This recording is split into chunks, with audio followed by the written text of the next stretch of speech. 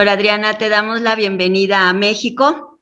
Te agradecemos tu presencia, tu tiempo y pues estamos aquí dispuestos para participar.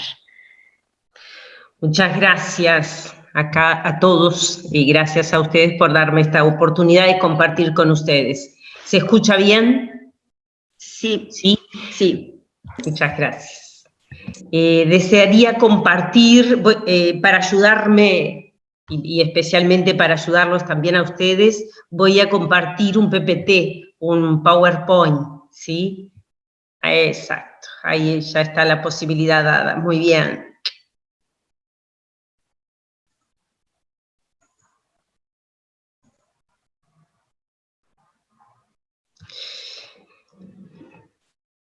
Bien, entonces, me invitaron a compartir con ustedes, inicialmente a preparar un material que recibirán o han recibido, no, eso no sé bien, con este título, La Anunciación, el Reset de María de Nazaret, que es lo que están trabajando.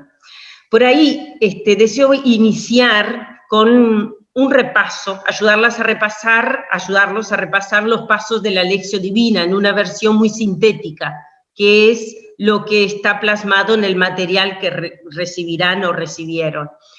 Ahí vieron que puse paso 0, 1, 2 y 3. El paso 0 tiene que ver con esta preparación próxima y remota, que implica muchas cosas, desde elegir el lugar, de tener todos los materiales necesarios, realmente buscar las mejores condiciones para que se realice la Lección Divina, invocar el Espíritu, pero también tomar conciencia de cómo estoy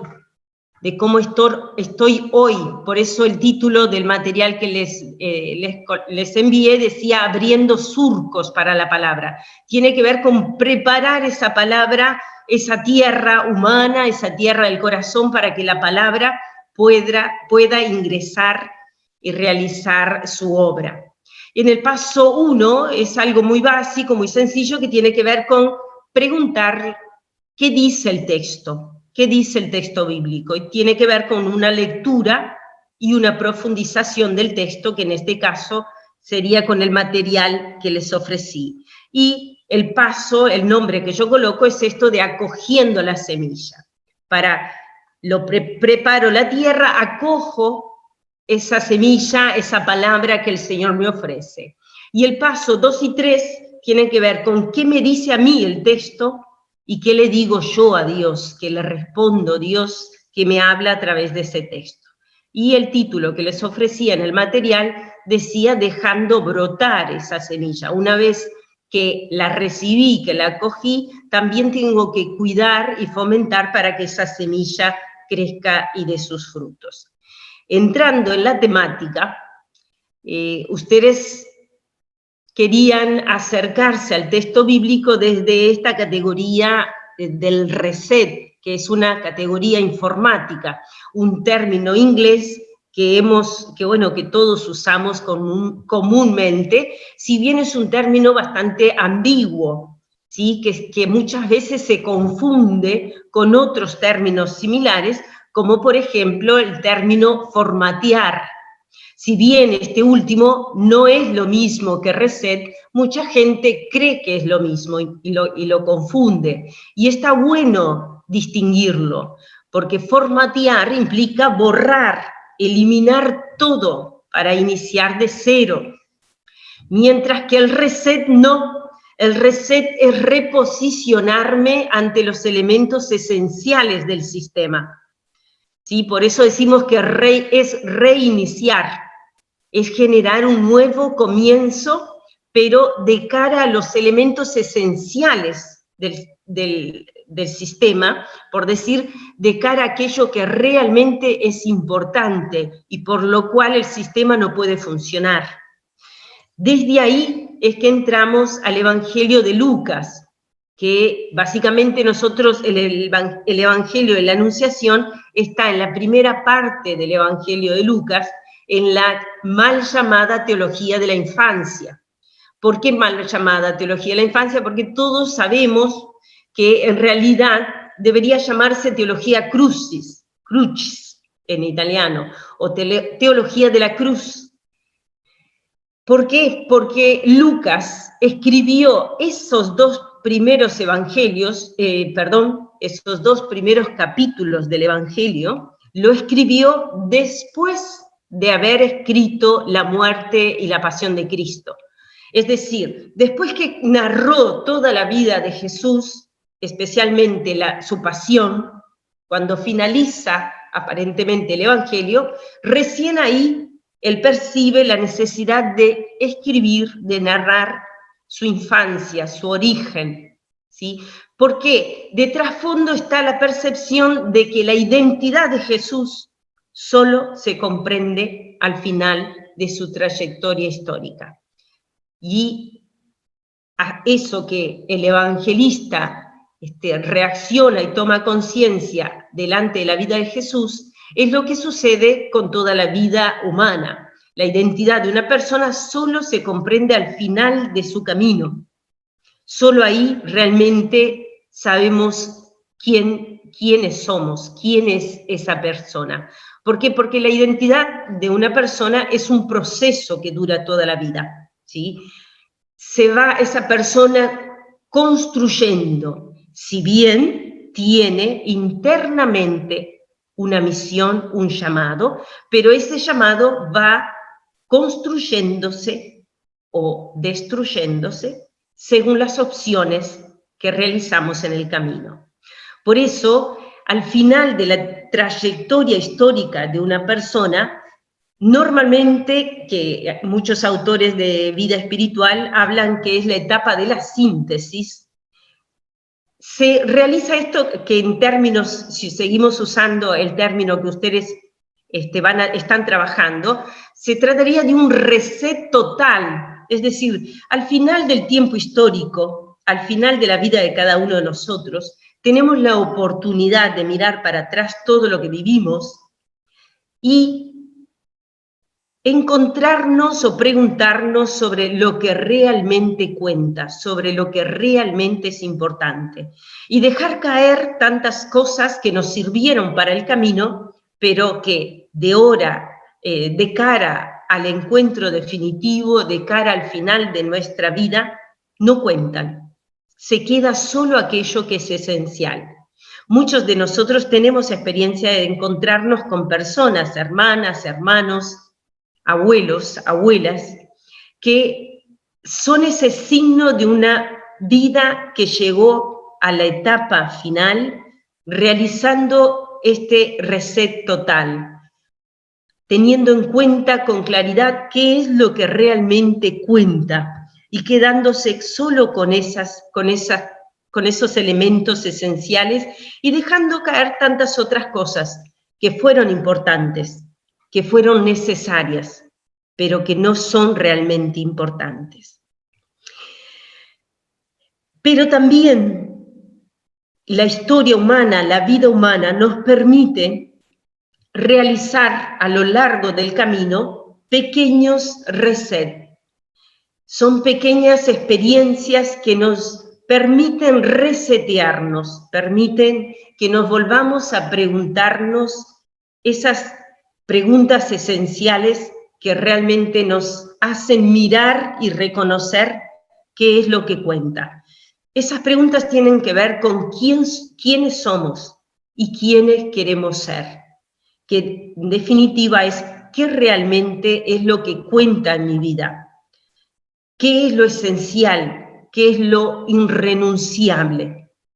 Esas experiencias en la vida pueden ser una experiencia de enfermedad, puede ser esta experiencia de la pandemia, que nos quitó tantos afectos, que nos privó de esos afectos, que nos limitó y nos condicionó las rutinas, los encuentros y tantas otras cosas que dábamos por seguro. Bueno, fue una experiencia que la vida, que la historia nos propició para que volviéramos a resetearnos, para que volviéramos a preguntarnos quiénes somos, para qué estamos y quiénes queremos ser. También esas experiencias son un retiro, una reunión, un encuentro fuerte, un aniversario de vida, un aniversario de bodas, de consagración. Son oportunidades que la vida nos ofrece para detenernos y resetearnos y identificar qué es lo importante.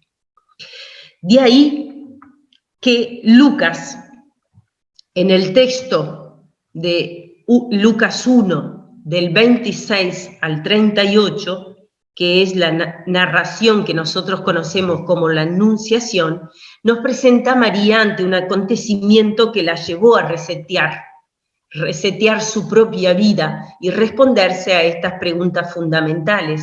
¿Quién soy? ¿Quién estoy llamada a ser? ¿Qué es lo que realmente cuenta y es esencial en mi vida?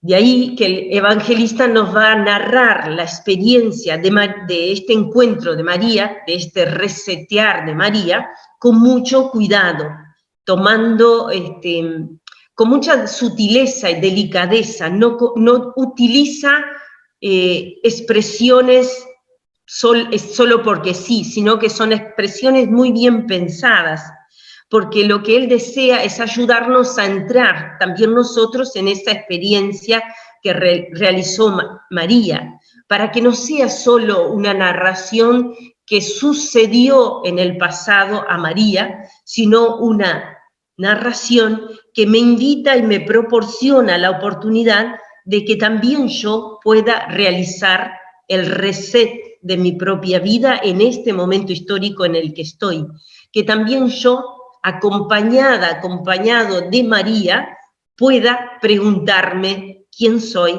quién estoy llamada a ser y qué realmente cuenta en mi vida, qué es lo que me hace ser lo que soy.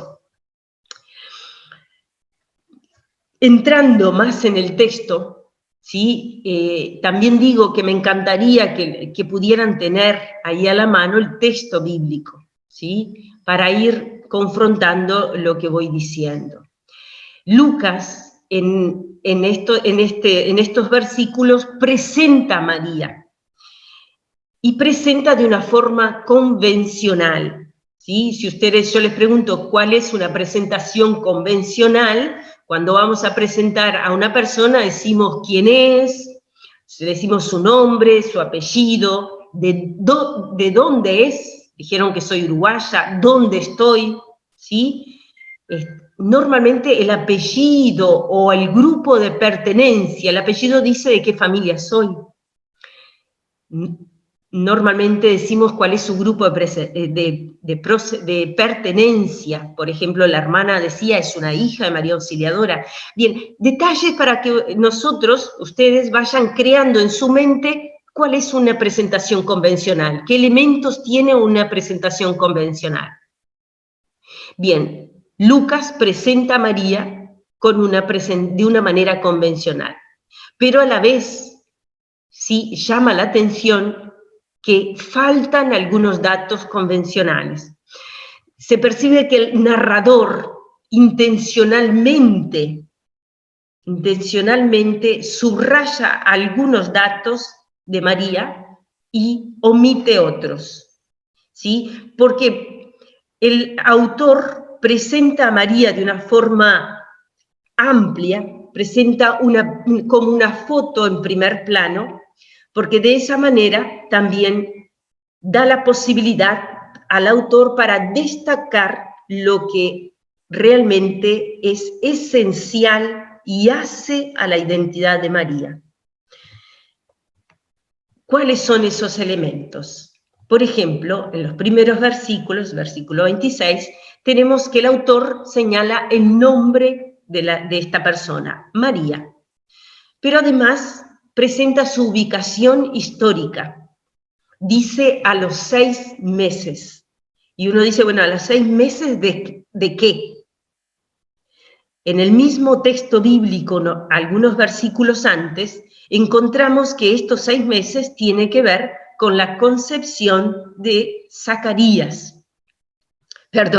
de Juan Bautista, de la anunciación que realizó el ángel a Zacarías y por lo tanto la concepción de Juan el Bautista. ¿Por qué decimos que esto es un dato histórico? Porque en la antigüedad no teníamos los registros civiles que tenemos hoy. El modo para ubicar un tiempo histórico es decir, en tiempo de Poncio Pilatos, en tiempo del rey Herodes, en tiempo del sacerdote tal y tal. Eso es una forma convencional de decir el tiempo histórico, o decir a tantos años del reinado de tal persona. Bueno, aquí es un dato histórico porque Zacarías es sacerdote y en los primeros versículos de Lucas el autor señala detalles precisos del tiempo histórico de Zacarías. Dice que esto sucedió, el anuncio del ángel a Zacarías, explícitamente cuando a él le tocaba en turno entrar con su grupo a ofrecer incienso. Y si ustedes van ahí al versículo, a esos primeros versículos, van a encontrar.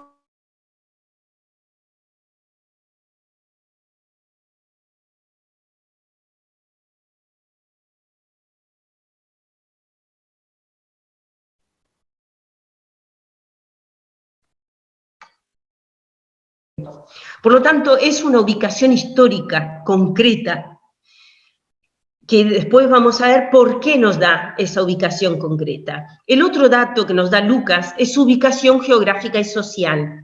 ¿Sí? Aquí Lucas nos dice que María estaba en una pequeña aldea de la región de Galilea llamada Nazaret.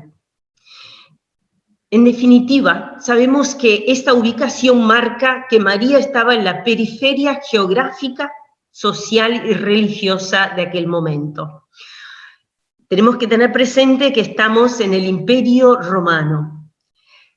Galilea es totalmente la periferia del poder social y político de este momento, que es el Imperio Romano.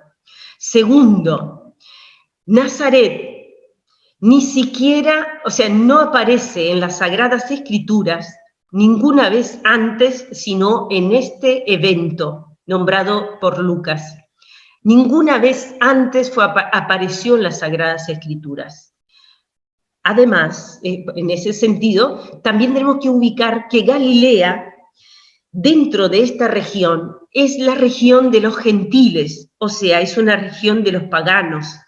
Los judíos que vivían en Galilea, normalmente, es al borde, Galilea es al borde de esta tierra, de esta nación, es cercana a una de las rutas principales del comercio de la época y, por lo tanto, como todas las fronteras, es el lugar donde van los pobres para buscar mejorar su condición de vida. Es un lugar que las personas que viven en Galilea están en continuo contacto con gente pagana que tiene otros credos, que adora a otros dioses, que tienen otras costumbres. Por lo tanto, y a su vez están más alejados del templo, tienen mayor dificultad para cumplir sus compromisos religiosos. La gente de Galilea goza de mala fama. Justamente a nivel religioso está al límite y está el contacto continuo con gente que es impura. Bien, el autor del Evangelio ubica a María en esta región y en esta ciudad que para el momento histórico era una ciudad insignificante, nunca antes nombrada. No ubicó a María en Roma, en Constantinopla o otra ciudad importante del imperio. No, en Nazaret, en Galilea.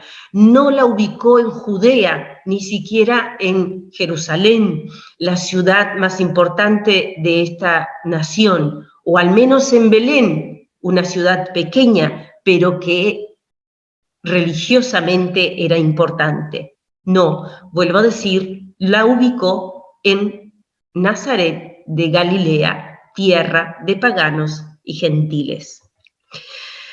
Lucas presenta a María también en su etapa cronológica de vida e incluso existencial. ¿Por qué decimos eso? Porque Lucas dice que ella es una joven virgen. Y aquí la expresión que ahí aparece con esas letras raras es una palabra griega, partenón. Lucas, si bien tenía en el vocabulario griego y hebreo otros términos para decir que María era virgen, hace la opción por partenón. Aquí, por ejemplo, si hubiera usado la expresión hebrea almaj, se refiere a una joven doncella. O si usaran la expresión betulá, virgen, que hace alusión explícitamente a la virgen en sentido sexual. La betulá es una mujer que no ha tenido relaciones sexuales, pero explícitamente a lo sexual.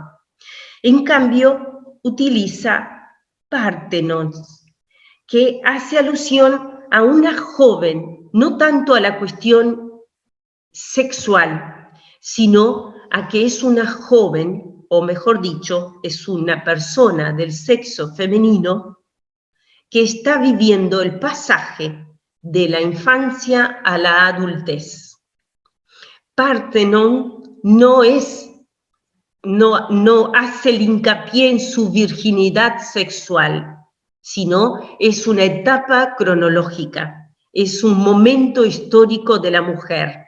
Por eso Lucas señala que ella es una partenón que todavía que está comprometida con un hombre, pero aún no conoce un varón. Ese conocer un varón implica explícitamente el encuentro genital y sexual con un hombre, con un varón.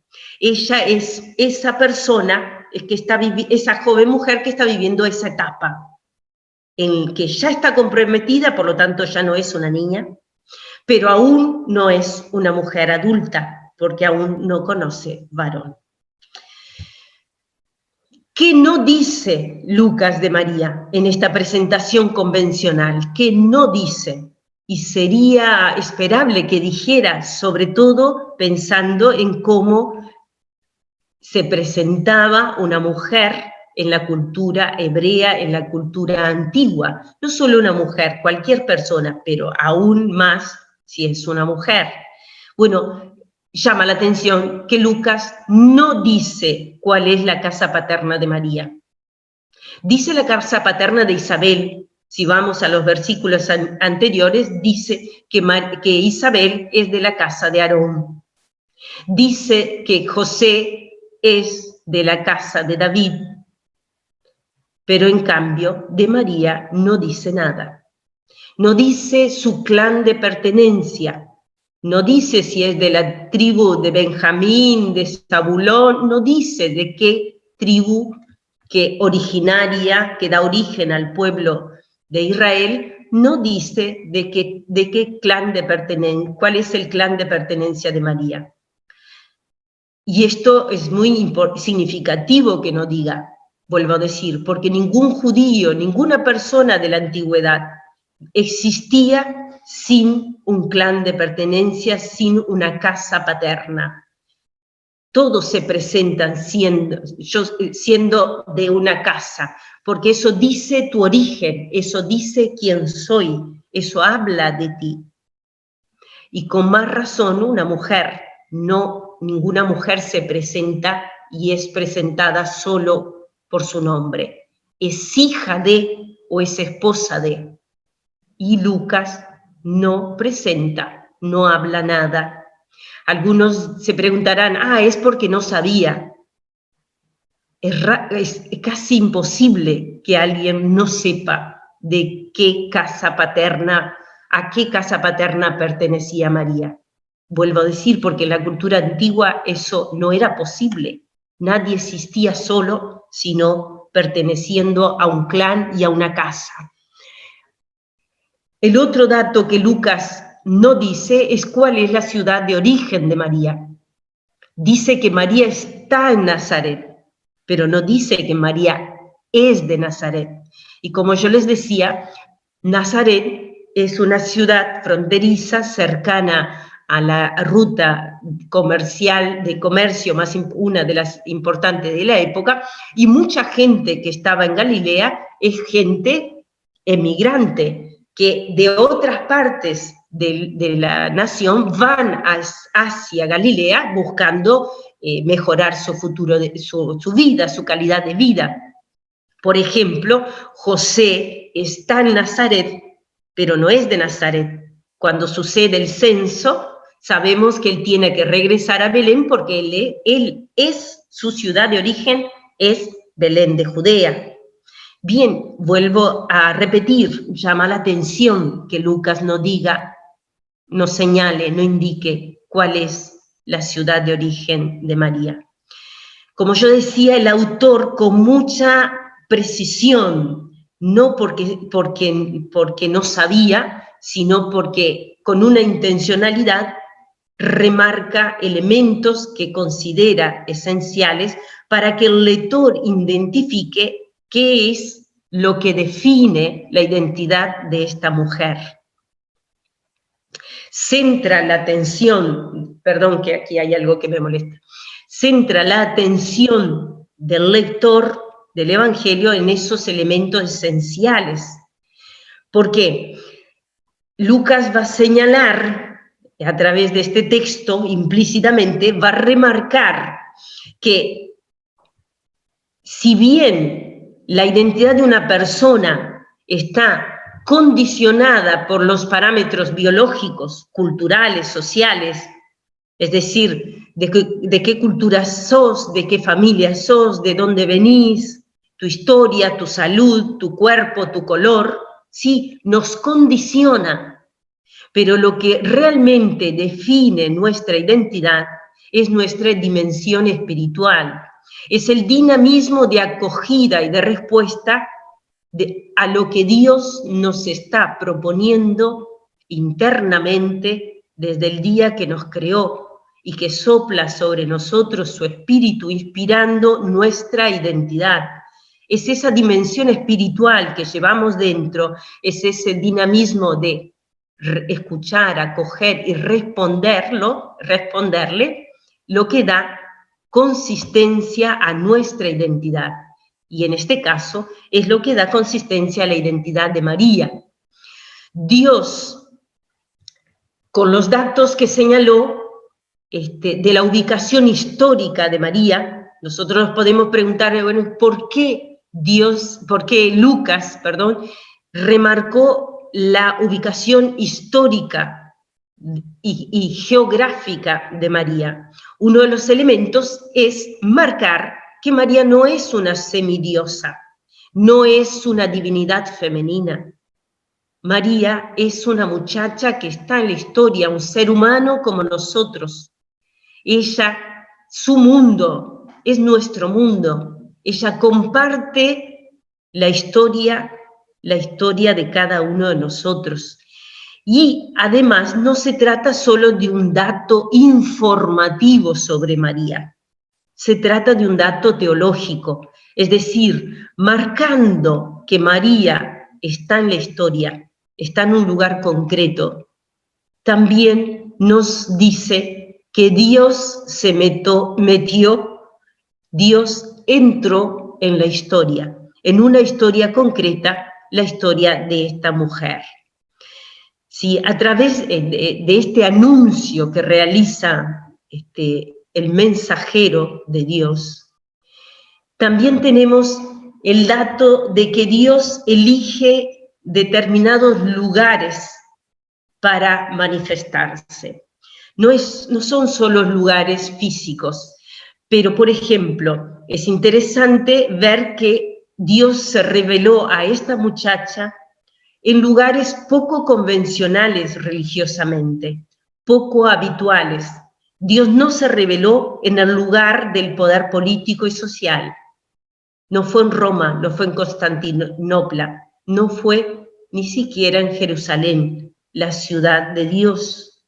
No fue en el templo, no fue en el santuario como lo hizo con Zacarías, ¿sí? Ni siquiera fue dentro de la región de Judea, donde vive la gente bien conceptuada religiosamente. No, Dios eligió un lugar periférico, semipagano, donde habita gente que no es bien vista, que no tiene buena fama, donde está en contacto continuamente con distintas formas de pensar, de actuar, de adorar. ¿Por qué Dios elige manifestarse allí? Con el otro dato que Lucas nos señaló, con la expresión Parthenon, que marca, subraya más que una identidad o una realidad sexual, un tiempo cronológico, también nos dice que Dios se manifiesta en la vida de esta mujer en un tiempo propicio, en un momento donde la persona está realizando un pasaje significativo en su vida, está dando un paso importante, el pasaje de la niñez a la adultez, un tiempo kairótico donde es la oportunidad para resetearse, para volver a preguntarse quién soy, quién quiero ser.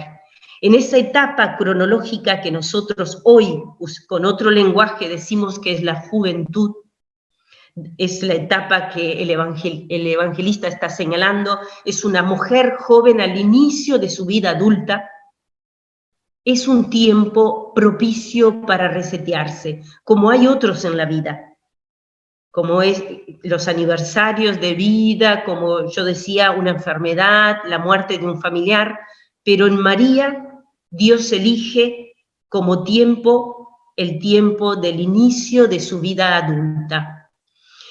En ese momento, en ese tiempo oportuno, Dios se manifiesta y la invita a reposicionarse, a volver a preguntarse quién es ella y qué es lo que realmente cuenta en su vida. El otro dato que nos dio el evangelista es su nombre, ¿sí? Su nombre pelado, por así decir, María. No es María de ni María sin apellido, María. Nosotros sabemos que en la tradición bíblica el nombre condensa la identidad de la persona, sintetiza el pasado de esta persona, pero la proyecta hacia el futuro, condensa la misión que esta persona tiene y está llamada a realizar. El nombre de María en el mismo texto de la Anunciación, ustedes van a ver que al inicio aparece narrado justamente por el narrador del texto, o sea, es por el que narra el texto, dice que la Virgen, que esta mujer, esta joven, se llamaba María. Pero después este mismo nombre aparece en boca del mensajero de Dios. Es Dios que pronuncia tu nombre. Hay una primera presentación de María, desde el narrador, pero lo que da realmente significado a este nombre es cuando el mensajero de Dios pronuncia su nombre y junto con esto le presenta su misión. Simbólicamente este pasaje del nombre narrado por esta persona, por el escritor del texto, y el nombre pronunciado por el mensajero de Dios, sintetiza ese resetearse y ese volver a encontrar, o mejor dicho, volver a encontrar la respuesta a las preguntas fundamentales. ¿Quién soy? ¿Qué es lo que realmente cuenta para mí? Y la respuesta que María va encontrando a través de la escucha del mensajero es que ella está llamada a ser la madre del Salvador, que ella es la llena de gracia, y que esto de ser llena de gracia no es porque ella es mejor que nadie. El acento del estar llena de gracia es porque ha encontrado el favor de Dios. No es por mérito de María, sino porque Dios la ha mirado de una forma particular, es porque Dios le ha dado una gracia particular. Es un don que Dios le ha dado y que viene junto con su misión.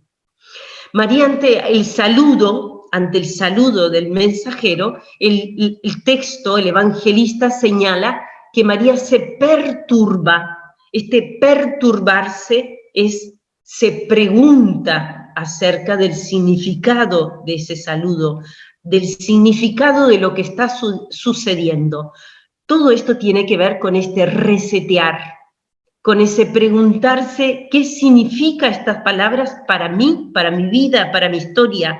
¿Qué aporta esto que me está diciendo, esto que está sucediendo delante de mí? ¿Qué aporta a mi identidad, a la construcción de mi identidad?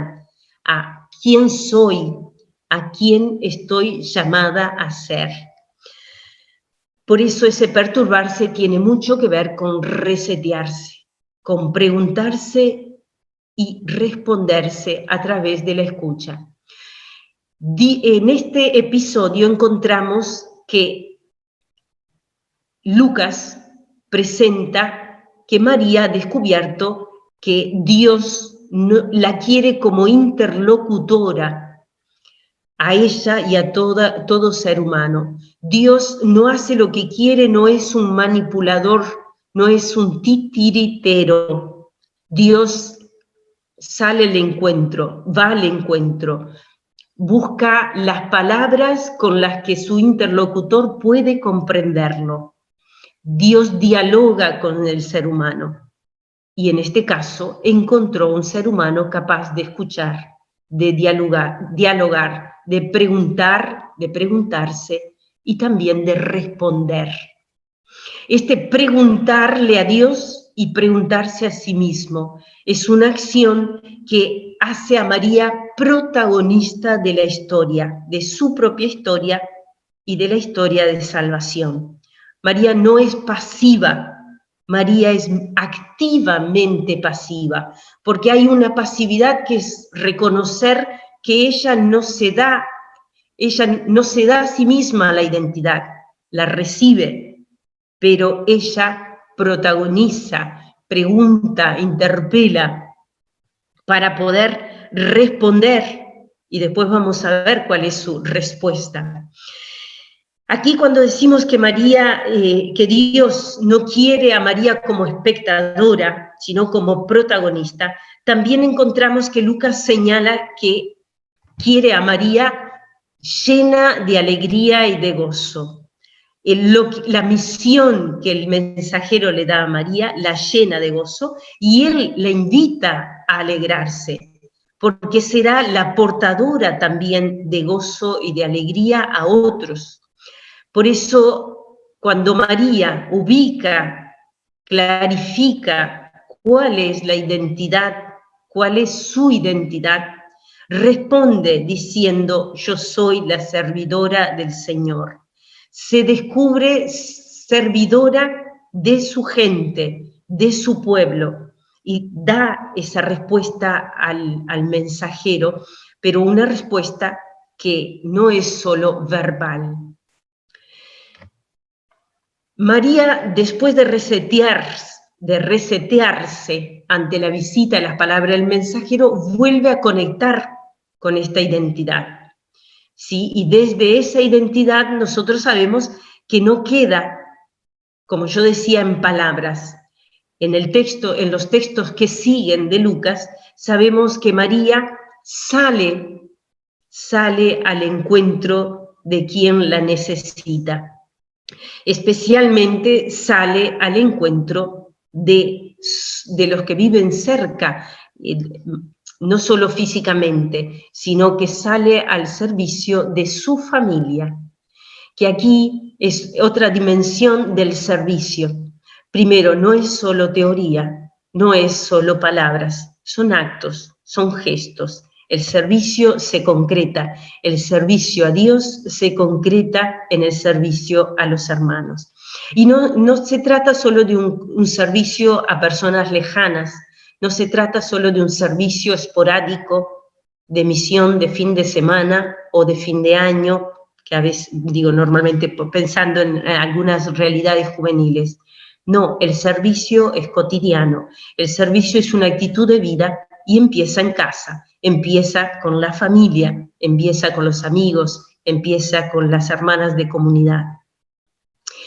Aquí una última preguntita les dejo, que es, delante de este texto de la Anunciación, conviene preguntarse, ¿quién es el auténtico servidor del Señor? Y ahí esta pregunta yo les comparto la respuesta desde los 3 evangelios sinópticos, ¿sí? Ahí vemos que Marcos dice que el auténtico servidor del Señor es todo el que hace, y ahí está el término griego, hace la voluntad de Dios, hace.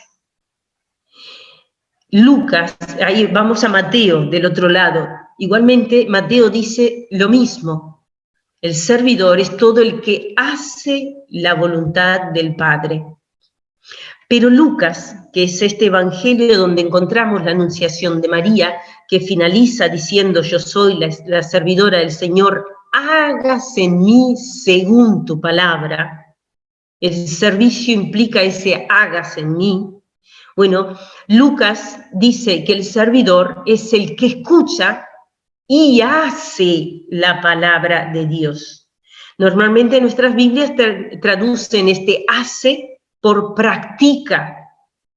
Por práctica. No basta solo decir Señor, Señor, sino realizar, hacer, practicar la palabra del Señor, ponerlo por obras. Pero me gustaba resaltar el origen del término que es este verbo, que es hacer.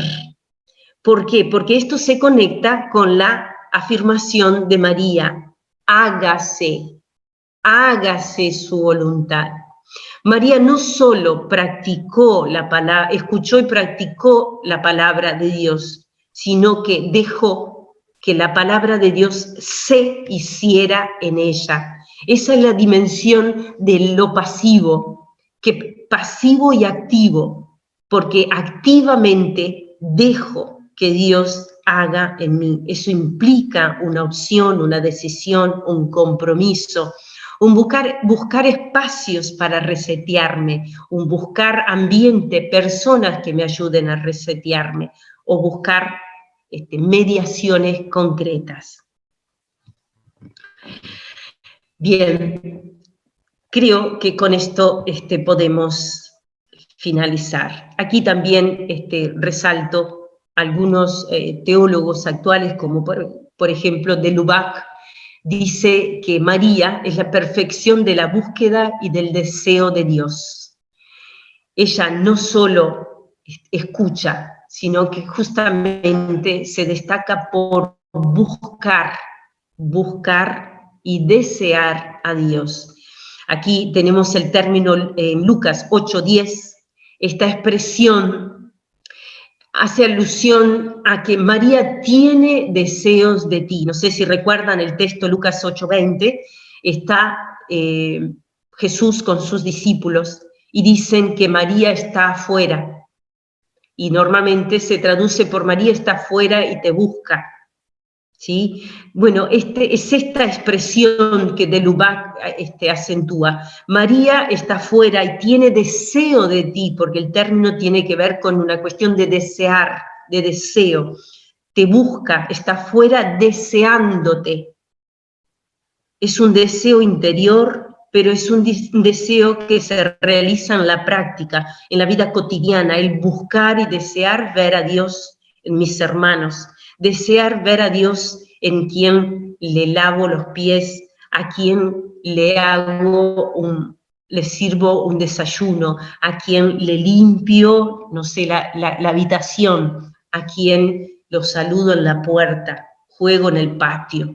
Deseo, estoy cerca y deseo buscar y encontrar a Dios. Hay otra teóloga que es Mercedes Navarro Puerto, que ella dice que entre Dios y María hay un hablar común. Ambos pronuncian la misma palabra, el Hijo en la historia, porque tienen el mismo deseo profundo, el Espíritu Santo que habita en María, que habita en la Trinidad, es el que genera este hágase y genera el Hijo, Jesucristo, en nuestra historia. Bien, espero que les haya ayudado en algo. No sé si hay alguna pregunta y comentarios, y no sé, no me fijé en el tiempo y les pido disculpas. No, estamos muy bien en el tiempo. Te agradecemos mucho, Sor Adriana, esta iluminación. Creo que es muy importante que tengamos una visión amplia de lo que es el texto. No podemos limitarnos a una hojita, ¿sí? Y lo que voy a decir. Es importante que nosotros asimilemos muy bien todo el contenido y por esto hemos querido que recibiéramos esta iluminación amplia de lo que es este texto. Y Sor Adriana supo conectar muy bien con el lema del encuentro, ¿verdad? Con este resetearse. Hizo una lectura de la palabra de Dios desde este lema y te agradecemos, Sor Adriana, el tiempo que dedicaste a esto, porque no fue un tema que ya tenías y que sacaste, sino que lo reflexionaste desde este lema. Te agradecemos y pues te damos un aplauso virtual, ¿verdad? Si alguien tiene alguna pregunta, algún comentario.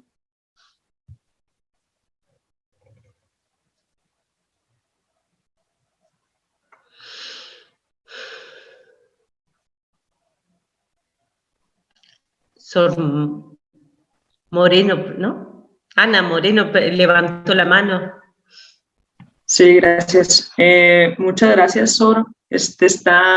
A mí se me hace muy impresionante como poder analizar más de cerca, uno que no tiene como esos estudios, ¿no?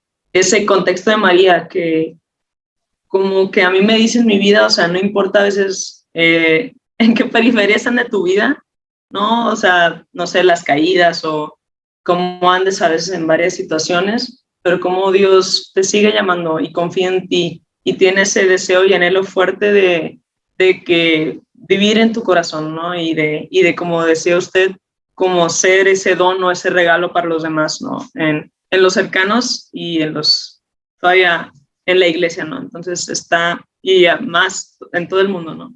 Entonces me quedo así como muy degustando todavía fuertemente este compartir y le agradezco mucho. Muchas gracias. Están preguntando si vamos a tener a disposición el texto. No se los envié antes como para no adelantarnos y poder recibir, ¿verdad? Pero se les va a mandar el texto completo y también el video va a estar a disposición.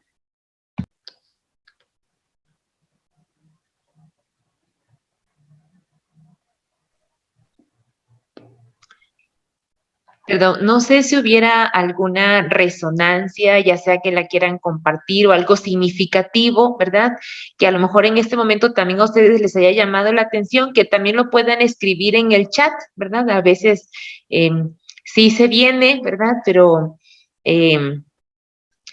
Pero a veces no nos animamos a compartirlo, pero sí hace bien poder compartirlo porque también en esa medida nosotros vamos asimilando, haciendo nuestro esto. Entonces, yo los invito, ¿verdad?, a que ustedes lo puedan ir escribiendo por ahí, si hay alguien más, así que con toda la sencillez, ¿verdad?, estamos en familia, quiera compartir así en cortito, muy bien, Ana, así como Ana, pueda también hacerlo.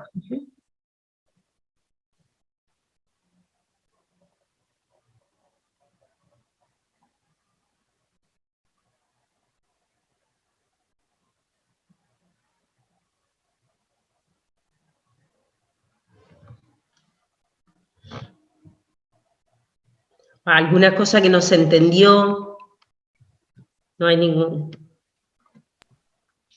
O algo que quisieran que ampliara un poco más el contenido, que profundizara un poco más. Tenemos una doctora en teología, especialidad en Mariología, ¿eh? Podemos Bueno, pero desaprovecharla. no digas tanto así porque eso a veces asusta. No soy ningún monstruo una hermana, conversamos fraternalmente, pensando en los jóvenes concretos de ustedes, porque eso también, el mensaje tiene que estar, yo hablé en general, ¿no? Pero tiene que aterrizar en realidades concretas, que además México es enormemente grande y variado, ¿no?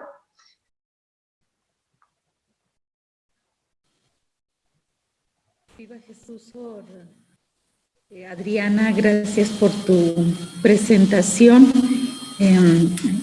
Hay mucho contenido. Yo me quedaba, tú decías, ¿verdad? Hay cosas que el evangelista no puso sobre María.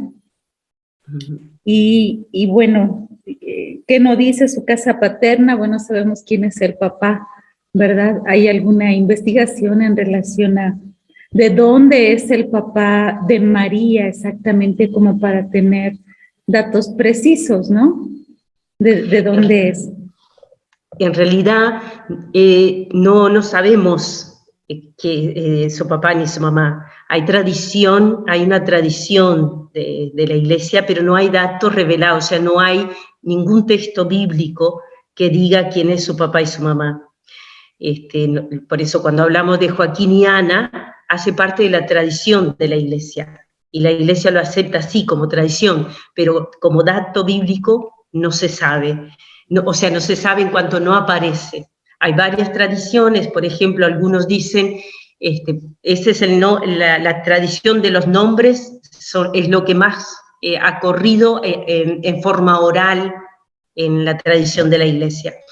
Pero, por ejemplo, hay varias tradiciones de dónde vivían y quiénes eran, ¿sí? Algunos, por ejemplo, lo ubican en Séforis, que es una ciudad al oeste de Nazaret, una ciudad grande, mucho más grande que Nazaret. Y hay otros que ubican a los padres, a los padres de María en Jerusalén. Ahí está la iglesia de Santa Ana, muy cercana al templo de Jerusalén, al lado de lo que sería la piscina de Siloé, donde, ¿se acuerdan? Donde los enfermos esperaban para entrar, para sanarse. Bueno, ahí está la iglesia de Santa Ana, que también custodia, por ejemplo, la tradición de que Joaquín, el padre que la tradición dice, ¿no? Vuelvo a decir, yo hago así porque es una tradición oral, no es escrita, no está en la Biblia, ¿no? Pero esta tradición dice que Joaquín sería un sacerdote, y por eso y también por eso María, que tendría cierta coherencia, porque si Isabel es de la familia de Aarón, hay cierta coherencia en pensar que María fuese también de una familia sacerdotal. Y justamente eso hace más relevante la omisión de Lucas. ¿Por qué? Siendo de familia sacerdotal, que era algo muy importante, ¿por qué Lucas lo omite? ¿Por qué no lo dice? Justamente ahí volvemos a que hay una intencionalidad del escritor bíblico de remarcar algunas cosas y dejar otras. Dejar en el sentido para que no se crea que la identidad de María está en su origen. La importancia, la relevancia de María está porque es hija de un sacerdote. No tenemos datos concretos que lo avalen, pero hay una tradición que dice eso y vuelvo a decir, hay cierta coherencia con esa afirmación. Sí, muchas gracias. Gracias. Y bueno, también otra cosa que me brinca en la cabeza, ¿verdad? Reset de María, que es reiniciar su vida con Jesús en su seno, la reinicia y a la vez la continúa, porque efectivamente, pues ella se casa, ¿verdad? Se une con José. pero su vida sigue más plena todavía. Entonces esos planes se solidifican, se llevan a plenitud, pero con la presencia del Señor, ¿verdad? Entonces continúa su historia, pero con una presencia más plena que es la del Señor, ¿verdad? Bueno, eso es lo que quería compartir y pues muchas gracias, muy hermoso y pues una riqueza también tenerte entre nosotras, ¿verdad? Gracias. Muchas gracias, Anabel. Sí, sí, eso que tú señalabas, el reset es un reinicio, no es un empezar todo de cero. ¿Sí? Hay un reposicionarme en la vida, reposicionarme desde los elementos esenciales, que a medida que voy, las experiencias de la vida me permiten ir identificando qué es lo que realmente cuenta, ¿no?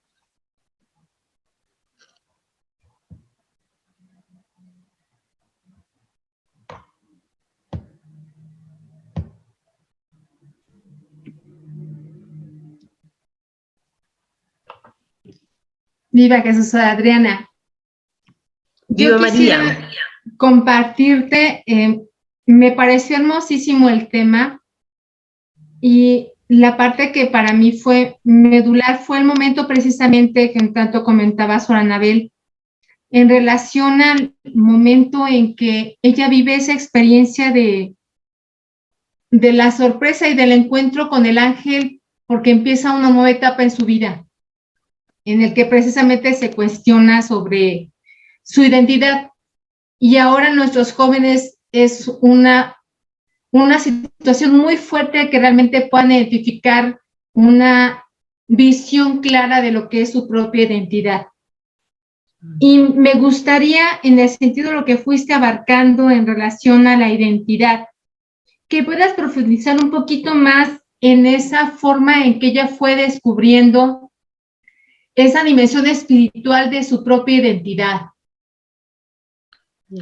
¿En qué medida ella iba como saboreando, como descubriendo, como creciendo en esa profundidad de identidad dentro de la dimensión en la que Dios le llamaba a irlo siguiendo? Bien, nosotros partimos de que el texto bíblico es una síntesis, por eso intentaba decir que al inicio que Lucas presenta sintéticamente una realidad que no se realizó en poco tiempo, ¿no? Es una síntesis. Él transmite una experiencia de forma sintética. ¿Qué elementos tenemos nosotros para decir que eso no fue una realidad inmediata, sino un proceso? Es justamente que él presenta el proceso en el mismo diálogo de María con el ángel, ¿no? María escucha, María se pregunta, o sea, esos verbos acentúan acciones que implican proceso, que no es una realidad inmediata, que Lucas la presenta toda condensada, pero que en la vida preguntarse y responderse y encontrar la respuesta no sucede de un día para el otro. Pero ponerse en la vida, ponerse en situación de escuchar lo que Dios quiere para nosotros, de escucharse, por eso el perturbarse o el preguntarse a sí mismo de María, porque ella primero se pregunta, dice el texto, hay una acción interna, se pregunta sobre el significado de, es una joven mujer que ante lo que está delante de sus ojos, que delante de lo que le está sucediendo, que delante de lo que está escuchando, se pregunta por el significado de. Y en eso nosotros tenemos que ayudar mucho a los jóvenes, a preguntarnos por el significado de esto, de lo que está sucediendo, de lo que está delante de su vida. Y el significado tiene que ver con el sentido, con poder encontrar sentidos para lo que está sucediendo. Pero el sentido no está afuera. Nosotros creemos en un Dios que se ha encarnado en la historia y que nos ha regalado su espíritu. Nos ha regalado su espíritu en el día del bautismo pero nosotros también sabemos que ya el día que nos creó, sopló en el ser humano aliento de vida, ¿sí? En el bautismo es la aceptación formal de ese don que el Señor me ha regalado. Pero en la creación, yo estoy vivo, yo soy lo que soy, no solo porque soy materialidad. En mí habita el Espíritu del Señor. Entonces, los significados tienen que ver con también escucharme y escuchar a Dios en mi interior. Para eso necesito mediaciones, necesito dialogar, porque me puedo mentir a mí misma. Bueno, esas acciones, vuelvo a señalar, en el texto aparecen verbos que indican el proceso interior que realizó María para encontrarse con su dimensión espiritual, para encontrarse con el Dios que la habita, que la hace llena de gracia y que da sentido a lo que está sucediendo en su contexto. Y por eso ella encuentra, encuentra porque el Señor le está presentando, pero porque ella se dispone a encontrar cuál es su misión, cuál es su voluntad, y responde activamente. Julieta, no sé si te he respondido, pero, yo creo que te he respondido, no sé si adecuadamente a lo que tú esperabas, pero es eso, María, Lucas, a través de los verbos y de las acciones que son muy bien pensadas, sintetiza un proceso largo, existencial de esta mujer, María de Nazaret.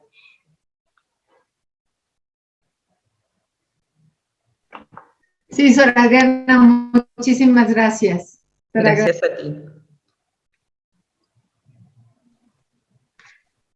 Sor Adriana, yo estoy impactada, de verdad, por la parte tan bonita, ¿no? Cómo fue ubicando el reset de María.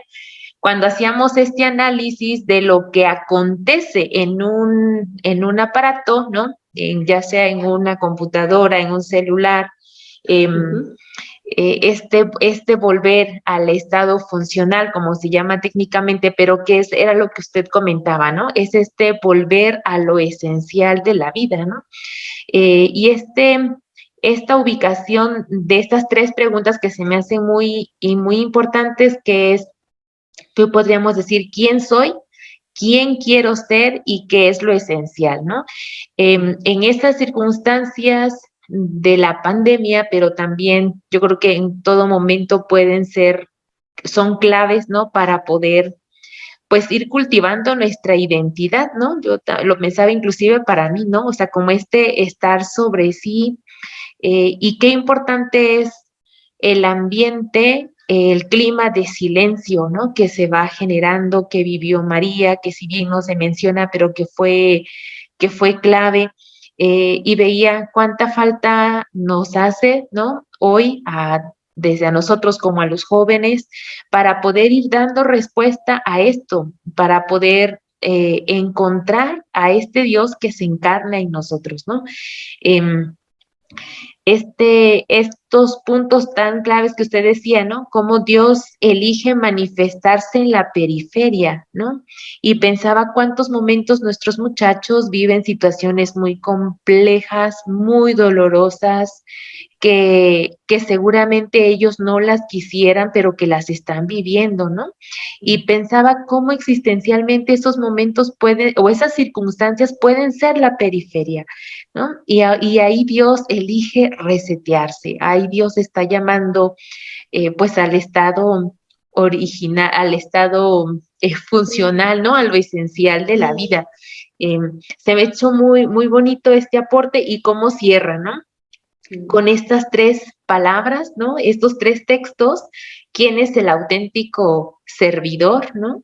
El que hace la voluntad, el que escucha y hace, y todo aquel que hace la voluntad de Dios. Qué bonito. Yo creo que también esta parte de la juventud, los muchachos están en búsqueda, están desean encontrar qué va a ser de su vida, qué van a hacer con su vida.